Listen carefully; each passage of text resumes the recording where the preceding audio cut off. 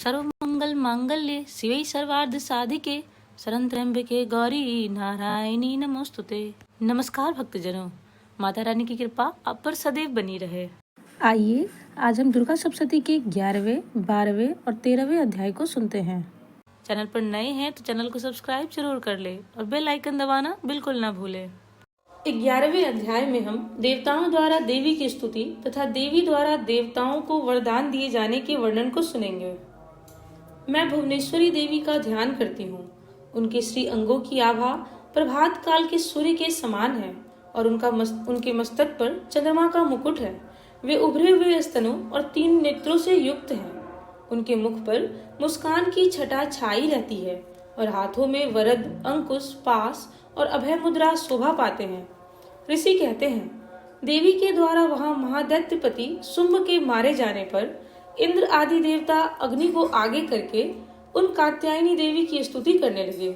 उस समय अभिष्ट की प्राप्ति होने से उनके मुख कमल दमक उठे थे और उनके प्रकाश से दिशाएं भी जगमगा उठी थी। देवता बोले, शरणागत की पीड़ा दूर करने वाली देवी हम पर प्रसन्न हो। संपूर्ण जगत की माता प्रसन्न हो। विश्वेश्वरी विश्व की रक्षा करो। देवी तुम ही चराचर जगत की अधीश्वरी हो।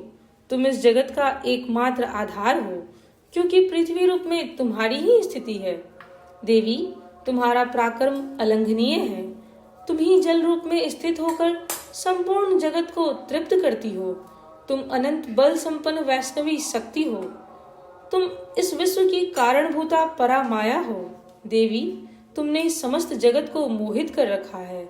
तुम्हें प्रसन्न होने पर पृथ्वी पर मोक्ष की प्राप्ति कराती हो। देवी संपूर्ण दिशाएं तुम्हारे ही भिन्न भिन्न स्वरूप हैं।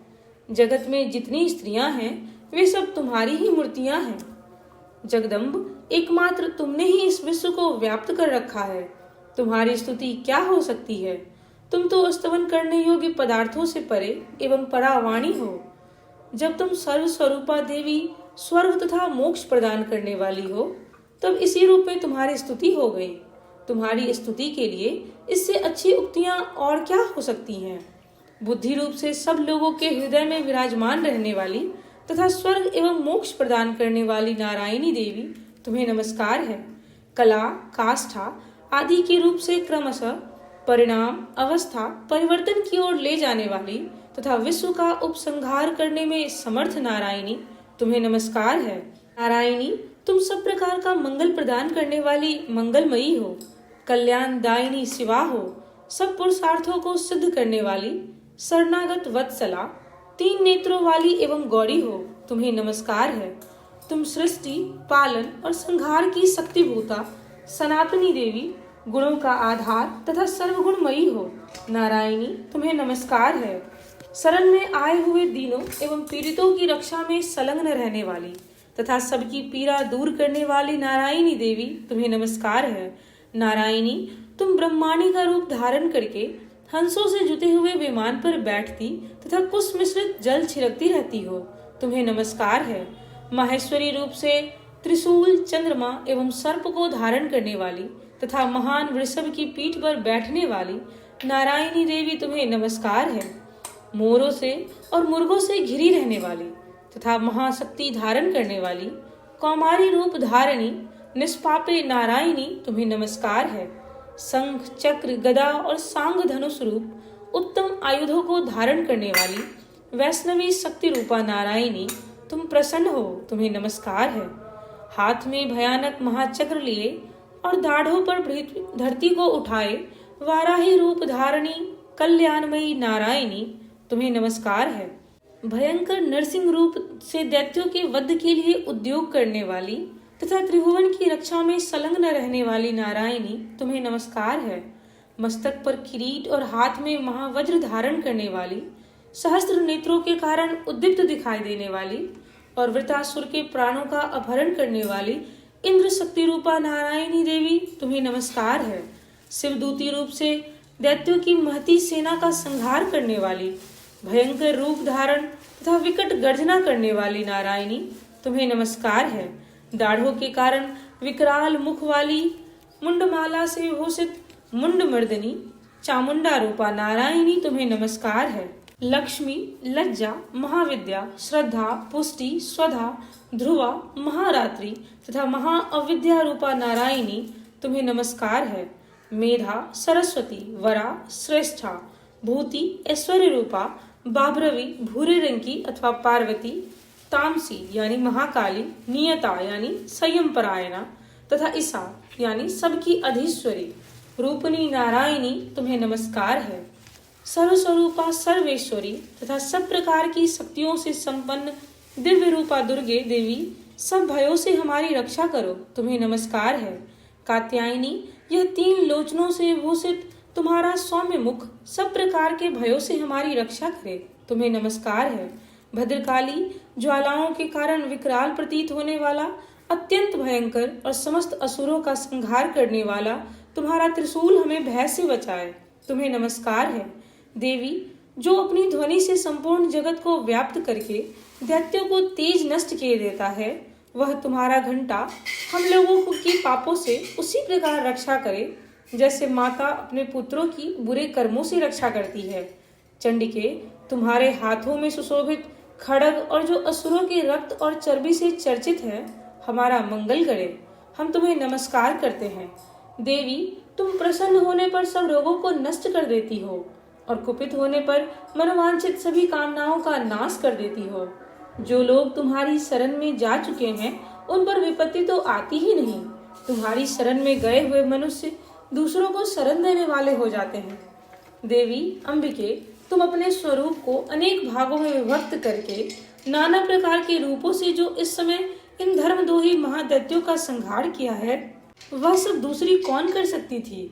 विद्याओं में, ज्ञान को प्रकाशित करने वाले शास्त्रों में तथा आदि वाक्यों वेदों में तुम्हारे सिवा और किसका वर्णन है, तथा तुमको छोड़कर दूसरी कौन ऐसी शक्ति है जो इस विश्व को अज्ञानमयी घोर अंधकार से परिपूर्ण ममता रूपी गढ़ में निरंतर भटका रही हो। जहाँ राक्षस, जहाँ भयंकर विष वाले सर्प, जहाँ शत्रु, जहाँ लुटेरों की सेना और जहाँ दवानल हो, वहां तथा समुद्र के बीच में भी तुम साथ रहकर उस विश्व की रक्षा करती हो। विश्वेश्वरी, तुम विश्व का पालन करती हो, विश्व रूपा हो, इसलिए संपूर्ण विश्व को धारण करती हो। तुम भगवान विश्वनाथ की भी वंदनीय हो। जो लोग भक्ति पूर्वक तुम्हारे सामने मस्तक झुकाते हैं, वे संपूर्ण विश्व को आश्रय देने वाले होते हैं। देवी प्रसन्न हो, जैसा इस समय असुरों का वध करके तुमने शीघ्र ही हमारी रक्षा की है, उसी प्रकार सदा हमें शत्रुओं के भय से बचाओ। संपूर्ण जगत का पाप नष्ट कर दो और उत्पात एवं पापों के फल स्वरूप प्राप्त होने वाले महामारी आदि बड़े बड़े उपद्रवों को शीघ्र दूर कर दो।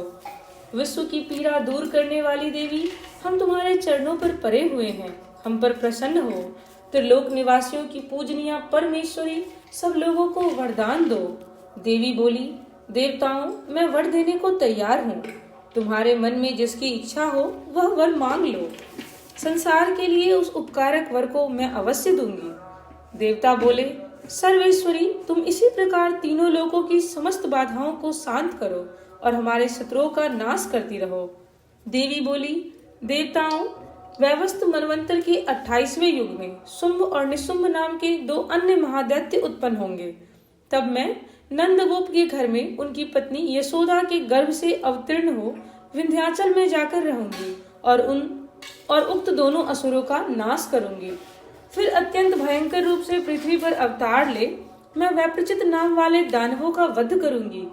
उन भयंकर महादैत्यों को भक्षण करते समय मेरे दांत अनार के फूल की भांति लाल हो जाएंगे। तब स्वर्ग में देवता और मर्त्यलोक में मनुष्य सदा मेरी स्तुति करते हुए मुझे रक्त दंतिका कहेंगे। जब पृथ्वी पर 100 वर्षों के लिए वर्षा रुक जाएगी और पानी का अभाव हो जाएगा, उस समय मुनियों के स्तवन करने पर मैं पृथ्वी पर अनुयोजा रूप में प्रकट होऊंगी और 100 नेत्रों से मुनियों को देखूंगी। अतः मनुष्य शताक्षी इस नाम से मेरा कीर्तन करेंगे। देवताओं, उस समय मैं अपने शरीर से उत्पन्न हुई शाखों द्वारा समस्त संसार का भरण पोषण करूंगी। जब तक वर्षा नहीं होगी तब तक वे शाख ही सबके प्राणों की रक्षा करेंगे। ऐसा करने पर पृथ्वी पर शाकंभरी के नाम से मेरी ख्याति होगी। इसी अवतार में मैं दुर्गम नामक महादैत्य का वध भी करूंगी। इससे मेरा नाम दुर्गा देवी के रूप में प्रसिद्ध होगा। फिर मैं जब भीम रूप धारण करके मुनियों की रक्षा के लिए हिमालय पर रहने वाले राक्षसों का भक्षण करूंगी, उस समय सब मुनि भक्ति से नतमस्तक होकर मेरी स्तुति करेंगे। तब मेरा नाम भीमा देवी के रूप में विख्यात होगा। जब अरुण नामक दैत्य तीनों लोकों में भारी उपद्रव मचाएगा, तब मैं तीनों लोगों का हित करने के लिए 6 पैरों वाले असंख्य भ्रमरों का रूप धारण करके उस महादैत्य का वध करूंगी। उस समय सब लोग भ्रामरी के नाम से मेरी स्तुति करेंगे। इस प्रकार जब जब संसार में दानवी बाधा उपस्थित होगी, तब तब अवतार लेकर मैं शत्रुओं का संहार करूंगी। इस प्रकार श्री मार्कंडेय पुराण में सार्वनिक मनवंतर की कथा के अंतर्गत देवी महात्म्य में देवी स्तुति नामक 11वां अध्याय पूरा हुआ। बोलिए मानव दुर्गा की जय। 12वां अध्याय। 12वें अध्याय में देवी चरित्रों के पाठ के महात्म्य को सुनेंगे। ओम चंडिका देवी को नमस्कार है। मैं 3 नेत्रों वाली दुर्गा देवी का ध्यान करती हूँ। उनके श्री अंगों की प्रभा बिजली के समान है। वे सिंह के कंधे पर बैठी हुई प्रतीत होती हैं। हाथों में तलवार और ढाल लिए अनेक कन्याएं उनकी सेवा में खड़ी हैं। वे अपने हाथों में चक्र, गदा, तलवार, ढाल, बाण, धनुष, पास और तर्जनी मुद्रा धारण किए हुए हैं। उनका स्वरूप अग्निमय है तथा वे माथे पर चंद्रमा का मुकुट धारण करती हैं। देवी बोली, देवताओं, जो एकाग्रचित होकर प्रतिदिन इन स्तुतियों से मेरा स्तवन करेगा, उसकी सारी बाधा मैं निश्चय ही दूर करूंगी। जो मधुकैटभ का नाश, महिषासुर का वध तथा शुंभ निशुंभ के संहार के प्रसंग का पाठ करेंगे तथा अष्टमी, चतुर्दशी और नवमी को भी जो भी एकाग्रचित हो भक्ति पूर्वक मेरे उत्तम महात्म्य का श्रवण करेंगे, उन्हें कोई पाप नहीं छू सकेगा। उन पर पाप जनित आपत्तियां भी नहीं आएंगी। उनके घर में कभी दरिद्रता नहीं होगी तथा उनको कभी प्रेमी जनों के विछोह का कष्ट भी नहीं भोगना पड़ेगा। इतना ही नहीं, उन्हें शत्रु से, लुटेरों से, राजा से, शस्त्र से, अग्नि से तथा जल की राशि से भी कभी भय नहीं होगा। इसलिए सबको एकाग्रचित होकर भक्ति पूर्वक मेरे इस महात्म्य को सदा पढ़ना चाहिए और सुनना चाहिए। यह परम कल्याणकारक है। मेरा महात्म्य महामारी जनित समस्त उपद्रवों तथा आध्यात्मिक आदि तीनों प्रकार के उत्पातों को शांत करने वाला है। मेरे जिस मंदिर में प्रतिदिन विधि पूर्वक मेरे इस महात्म्य का पाठ किया जाता है, उस स्थान को मैं कभी नहीं छोड़ती। वहाँ सदा ही मेरा सन्निधान बना रहता है। बलिदान, पूजा, होम तथा महोत्सव के अवसरों पर मेरे इस चरित्र का पूरा पूरा पाठ और श्रवण करना चाहिए।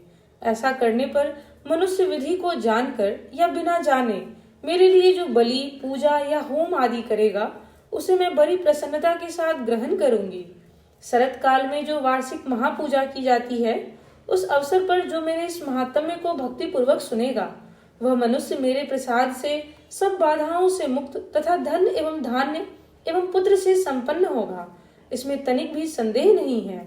मेरे इस महात्म्य, मेरे प्रादुर्भाव की सुंदर कथाएं तथा युद्ध में किए हुए मेरे पराक्रम सुनने से मनुष्य निर्भय हो जाता है। मेरे महात्म्य का श्रवण करने वाले पुरुषों के शत्रु नष्ट हो जाते हैं। उन्हें कल्याण की प्राप्ति होती है तथा उनका कुल आनंदित रहता है। सर्वत्र शांति कर्म में बुरे स्वप्न दिखाई देने पर तथा ग्रह जनित भयंकर पीड़ा उपस्थित होने पर मेरा महात्म्य श्रवण करना चाहिए। इससे सब विघ्न तथा भयंकर ग्रह पीड़ाएं शांत हो जाती है और मनुष्यों द्वारा देखा हुआ दुःस्वप्न शुभ स्वप्न में परिवर्तित हो जाता है। बाल ग्रहों से आक्रांत हुए बालकों के लिए यह महात्म्य शांति कारक है तथा मनुष्यों के संगठन में फूट होने पर यह अच्छी प्रकार की मित्रता कराने वाला होता है। यह महात्म्य समस्त दुराचारियों के बल का नाश करने वाला है। इसके पाठ मात्र से राक्षसों, भूतों और पिशाचों का नाश हो जाता है। मेरा यह सब महात्म्य मेरे सामीप्य की प्राप्ति कराने वाला है। पशु, पुष्प, अर्घ, धूप, दीप, गंध आदि सामग्रियों द्वारा पूजन करने से, ब्राह्मणों को भोजन कराने से, होम करने से, प्रतिदिन अभिषेक करने से, नाना प्रकार के अन्य भोगों का अर्पण करने से तथा दान देने से आदि से 1 वर्ष तक जो मेरी आराधना की जाती है और उससे मुझे जितनी प्रसन्नता होती है, उतनी प्रसन्नता मेरे इस उत्तम चरित्र का एक बार श्रवण करने मात्र से हो जाती है। यह महात्म्य श्रवण करने पर पापों को हर लेता है और आरोग्य प्रदान करता है। मेरे प्रादुर्भाव का कीर्तन समस्त भूतों से रक्षा करता है तथा मेरा युद्ध विषयक चरित्र दुष्ट दैत्यों का संहार करने वाला है। इसके श्रवण करने पर मनुष्यों को शत्रु का भय नहीं रहता। देवताओं, तुमने और ब्रह्मर्षियों ने जो मेरी स्तुतियां की है तथा ब्रह्मा जी ने जो स्तुतियां की है, वे सभी कल्याणमयी बुद्धि प्रदान करती है। वन में, सूने मार्ग में अथवा दावानल घिर जाने पर, निर्जन स्थान में, लुटेरों के दाव में पड़ जाने पर या शत्रुओं से पकड़े जाने पर अथवा जंगल में सिंह, व्याघ्र या जंगली हाथियों का पीछा करने पर, कुपित राजा के आदेश से वध या बंधन के स्थान में ले जाने पर अथवा महासागर में नाव पर बैठने के बाद भारी तूफान से नाव के डगमग होने पर और अत्यंत भयंकर युद्ध में शस्त्रों का प्रहार होने पर अथवा वेदना से पीड़ित होने पर, किम बहुना सभी भयानक बाधाओं के उपस्थित होने पर जो मेरे इस चरित्र का स्मरण करता है वह मनुष्य संकट से मुक्त हो जाता है। मेरे प्रभाव से सिंह आदि हिंसक जंतु नष्ट हो जाते हैं तथा लुटेरे और शत्रु भी मेरे चरित्र का स्मरण करने वाले पुरुष से दूर भागते हैं।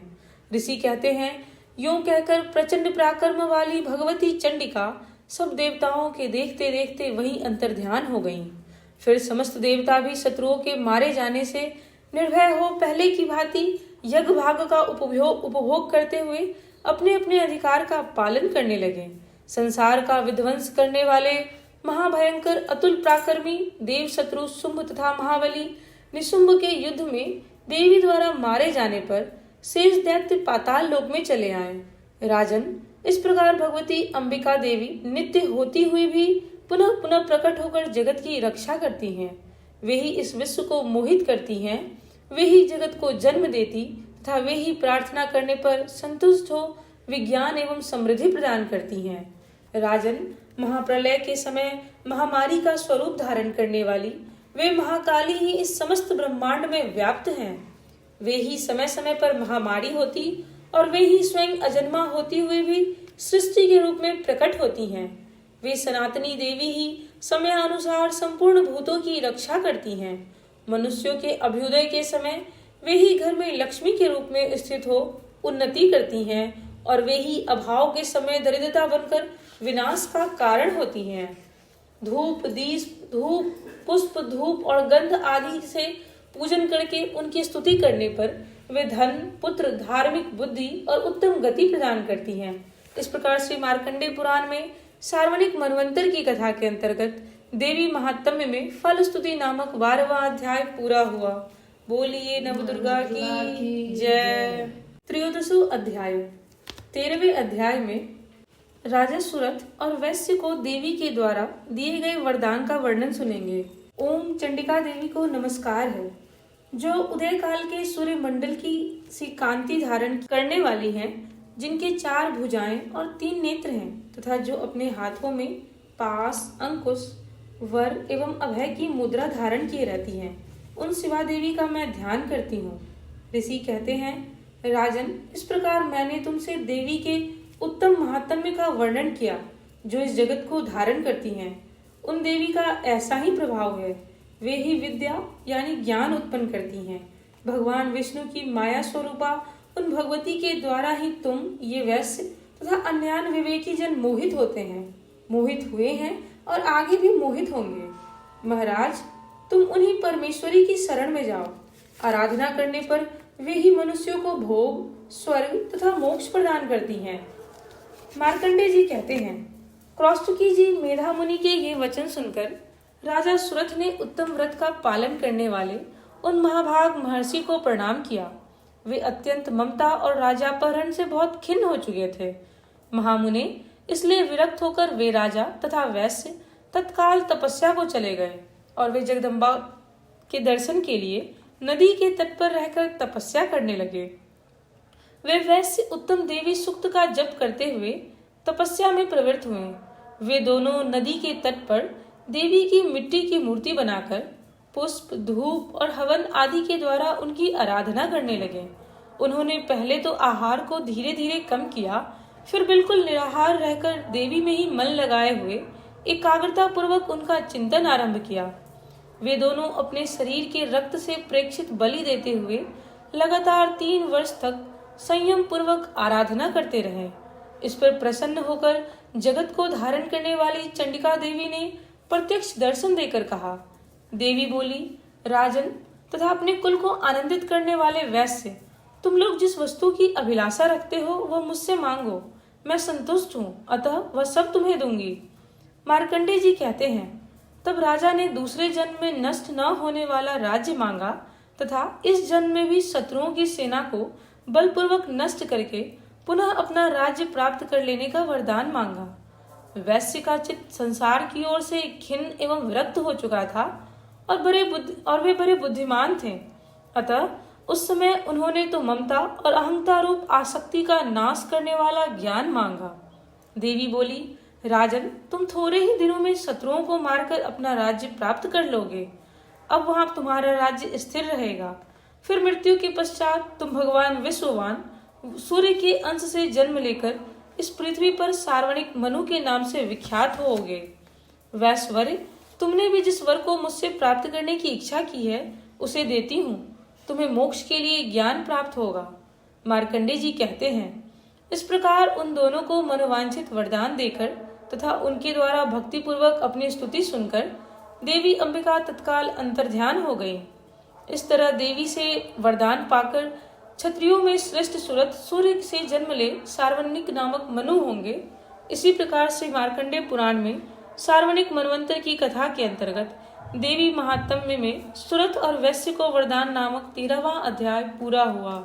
बोलिए मानव दुर्गा की जय।